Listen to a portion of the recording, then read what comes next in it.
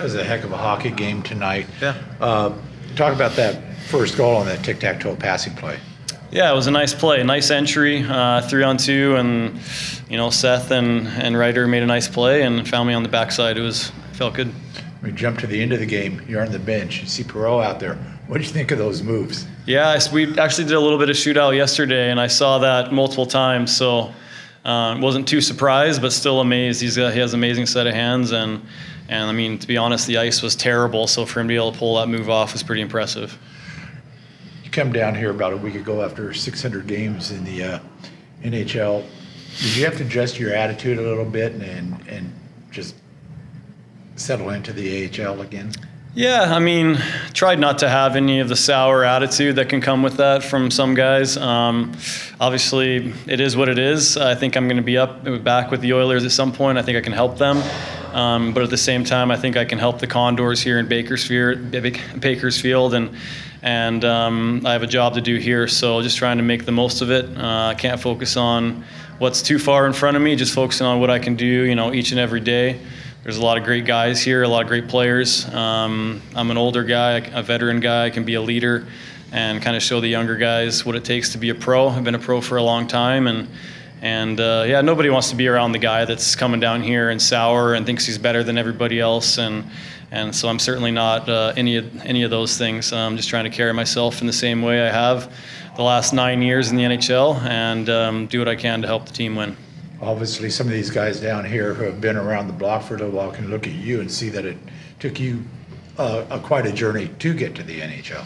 Yeah, I mean, that's kind of the moral of the story, of my story, in terms of getting to the NHL. Not playing my first NHL game till the age of 29. Obviously, my route's a little different. I went Canadian University and then Europe and then the American League and then the NHL.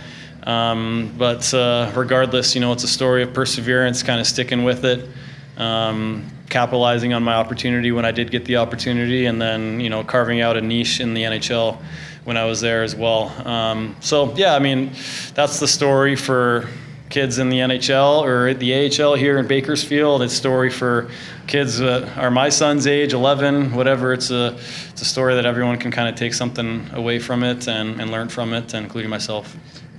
While you're down here, is there anything on your game you're working at to try to get back to Edmonton, or is it just continuing on what you've been doing? Yeah, I think at the age of 38, I can't add too many more layers, but that's also part of my story, is that I've been able to add layers as I've gone on every kind of step of the way. I think at this point I'm just kind of honing my game, getting really good at what's made me successful at the NHL. Obviously, I'm playing a bigger role here, so you can't exactly compare it. But as I'm here, as I get on the ice, I'm on the ice more in more important situations, just trying to make the most of it. And that's it, I guess. So do you think that helps being on the ice more? Stories that you went 20-3 on the face-off circle tonight, which is quite a feat. Yeah, I mean, that's definitely an area I'm focusing on for sure. That's something that I've done at the NHL level. It's important, especially if you're in a bottom six role, penalty killer, defensive zone specialist. I can continue to work on that, but obviously more offensive opportunities as well.